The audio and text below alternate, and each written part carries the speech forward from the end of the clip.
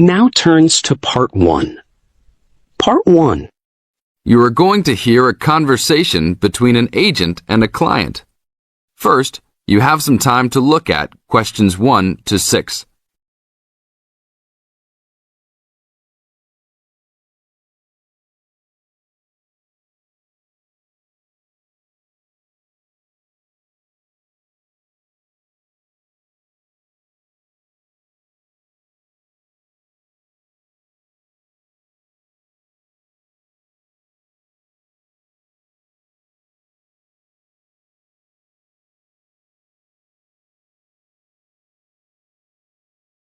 Now listen to the tape and answer the questions 1 to 6. Hello? Hi, good morning. Are you open yet? Yes, we are. Come in. Would you like to rent an apartment in the city? Well, kind of. I'd rather rent one near the harbor if possible. Oh, okay. Do you like the water? Yes, I do, but I actually repair sailboats for a living. So I'd like to be close to work. That's understandable. We all want to live close to work. Well, I think I have something near there. How many rooms would you like? Just one. I'm alone. But I would like to have an extra room for my dog. So you'd like 2 rooms and an apartment that accepts animals. Here's one. It's 1 block up from the harbor and renting for $445. How's that? That's perfect. Just what I was hoping to pay. What floor is it on? Floor? Oh, it's on the 12th floor. That's too high. I'd like to be on the 1st or 2nd floor so that I don't have to use the elevator. My dog, he's scared of them. Oh, well then, that's a little more complicated. Let me make a few calls. Okay, I think I found a couple more for you. Here's one that might suit your needs. How much? $395 a month. That's cheap. But it's only a 1-bedroom, a large one, but it's still just 1 room. Oh, well, regardless of whether the room is small, I still need a separate room for my dog. What else do you have? Then I have a 2-bedroom for $565 on the 2nd floor that is a little further away from the harbor. How far? About a half mile, and they accept pets. That's a little more than I had planned on paying, but I guess I could look at it. What's the address? 224 Williams Avenue, Harbor Square. 224 Williams Avenue. Got it. Now look at questions 7 to 10.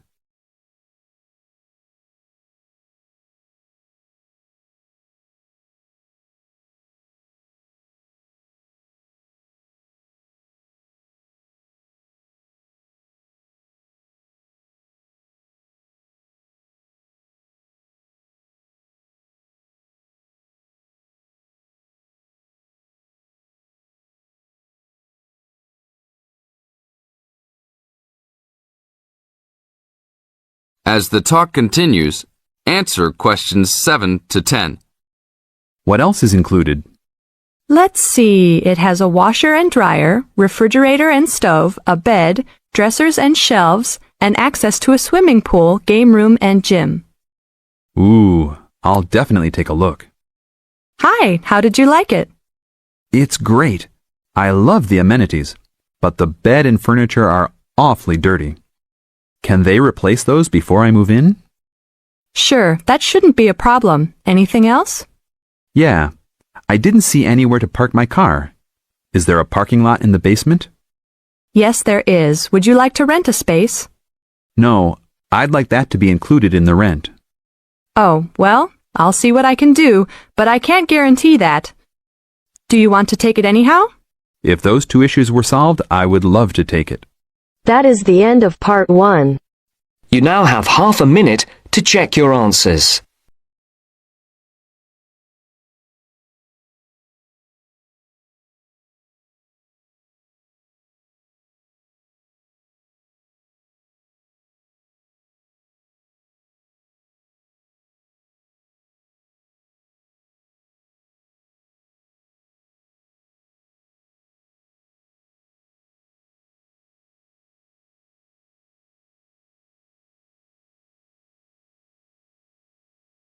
Now turns to part 2. Part 2. First, you have some time to look at questions 11 to 16.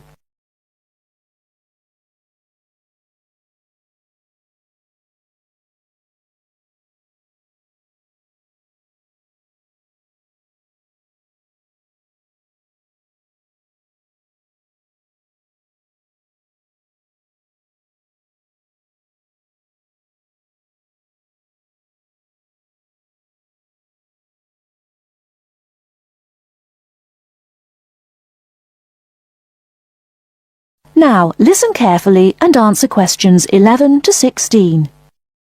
I'm here today with Helen Warner, who has been a vegetarian for many years and is going to talk a little about vegetarianism. Helen, the concept of vegetarianism seems to have interested a number of our listeners who have sent in some questions.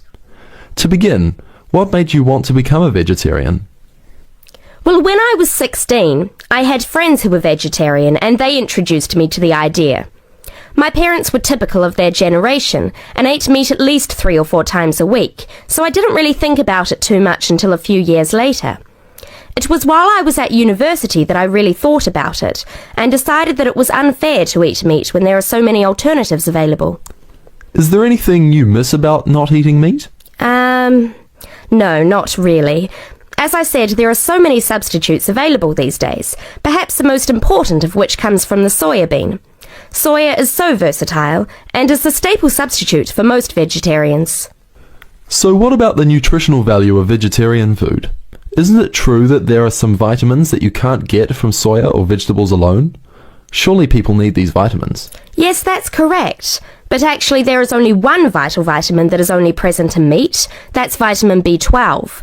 Most vegetarians are aware of the implication of this and actually take B12 supplement in the form of tablets. Of course, the way you cook vegetables is also very important in preserving vitamins. Many countries, particularly the UK, have a reputation for overcooking vegetables. Water-soluble vitamins, where the vitamins are dissolved into the water, are often lost. Vitamin C is a common example. However, the loss of vitamins can be avoided by microwaving or steaming vegetables, which is what I do whenever I cook. Some people don't want to change their cooking habits too much, so if you do boil them, simply cut down on the cooking time. So a vegetarian diet is fairly healthy then? Oh yes. A lot of people believe that vegetarianism is unhealthy, but that's actually not the case. Vegetarians are actually considerably healthier than many meat eaters. Consider for a minute the health aspects of the incredible amount of meat this country and others like it consume. The statistics for beef eating, for example, are quite frightening. The world figure for beef consumption is slightly less than 11 kilograms per person each year. Yet in Europe, the average consumption is nearly double that at 21 kilos per person. And in the USA, it is even worse, with the average person eating 44 kilograms of beef every year. Before you hear the rest of the talk, you have some time to look at questions 17 to 20.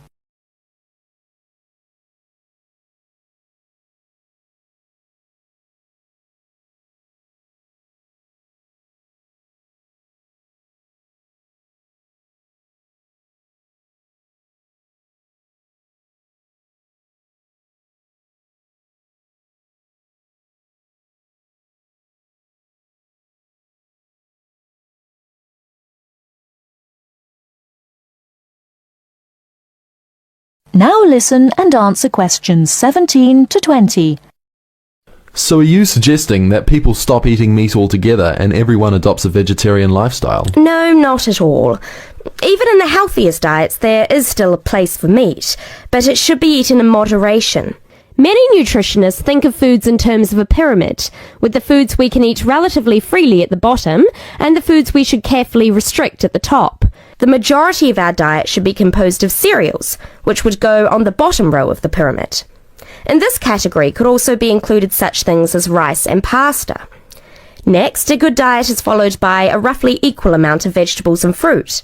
I have at least 2 servings a day of fruit and vegetables whenever possible. In decreasing quantities, you can then eat dairy foods, eggs, cheese, etc. Almost at the top of the food pyramid comes fish, carefully prepared of course, not dripping in oil or batter, and white meat.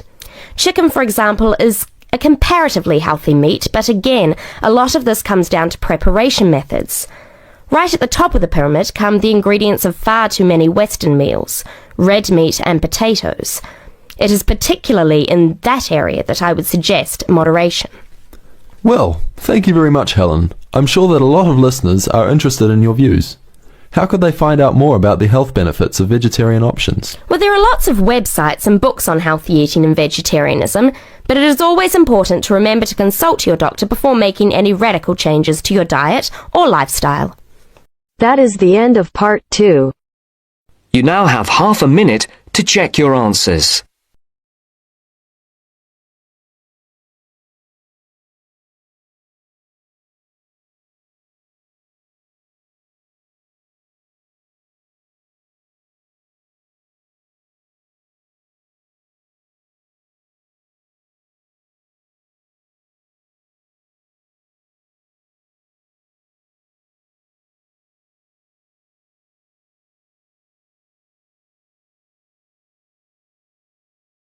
Now turns to part 3.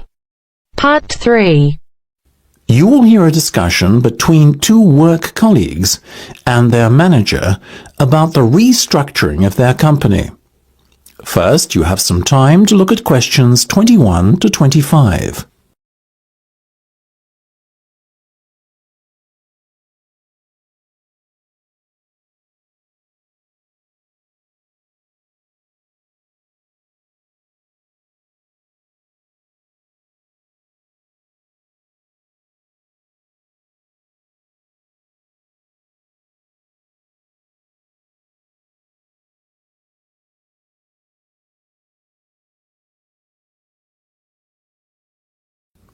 Now listen carefully and answer questions 21 to 25.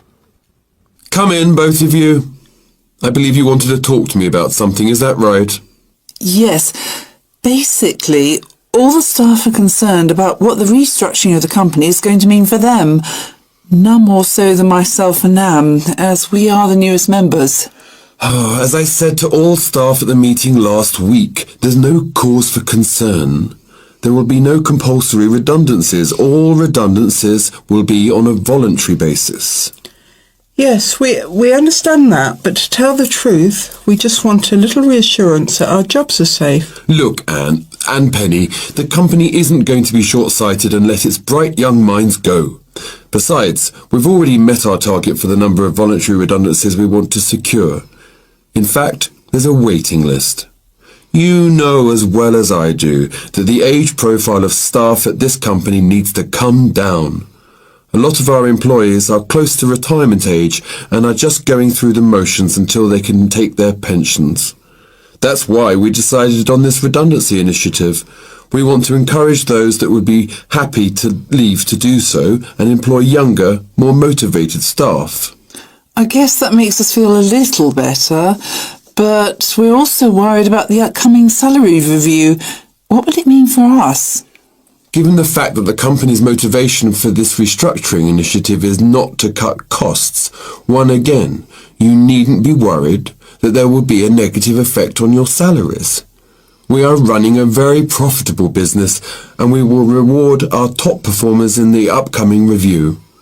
Both of you fall into that category, so you can expect a healthy bonus and salary increase. Simple as that. That's good to know.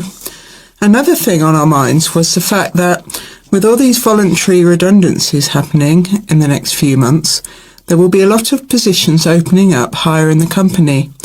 What we were wondering is, will the recruitment drive be an internal or an external one? Obviously, we will recruit internally where possible.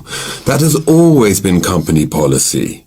So, if you're asking me will there be opportunities to gain a promotion in the near future, then the answer is very definitely yes. The type of candidate we would be looking for has a proven track record and is performance-driven.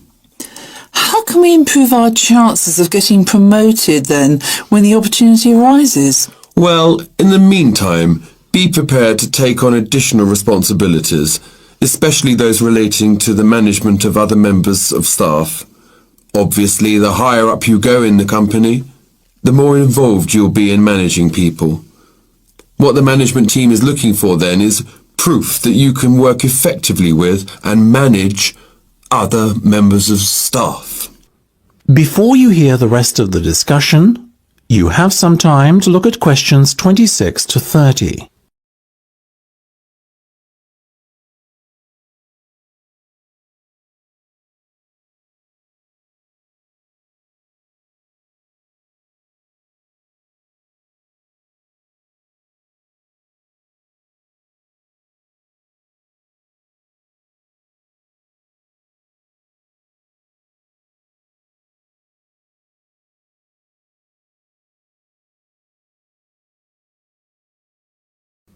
Now listen and answer questions 26 to 30.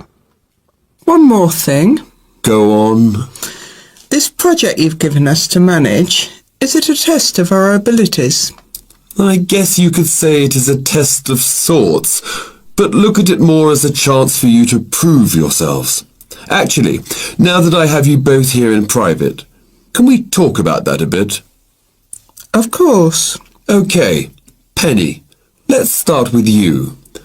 Has the timescale been agreed yet? Yes.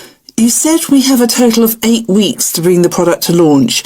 So we've decided to allocate 3 weeks at the beginning to product research and prototype testing. Very good. Then after that, we are going to spend a further 3 weeks formulating our marketing strategy and doing some research and testing on a sample of the target market itself to get some feedback. And presumably the last 2 weeks will be devoted to the launch? Exactly. Now, let's talk estimated costs. Well, you've given us a total budget of £100,000. Of that, we're allocating 50% to product development and testing, a further 25% to marketing, and £25,000 will be spent on the launch.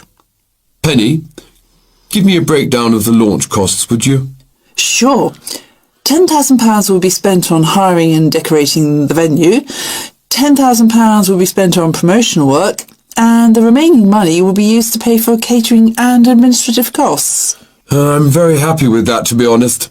As I said, you guys should stop worrying. You're doing a fantastic job, so keep it up. That is the end of part 3. You now have half a minute to check your answers.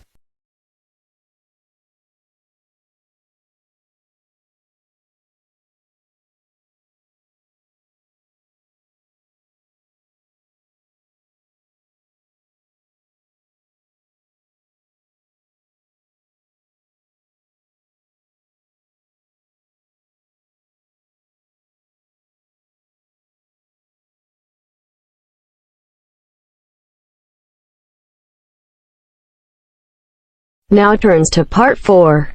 Part 4. Listen to the second part of our lecture. First, you have some time to look at questions 31 to 40.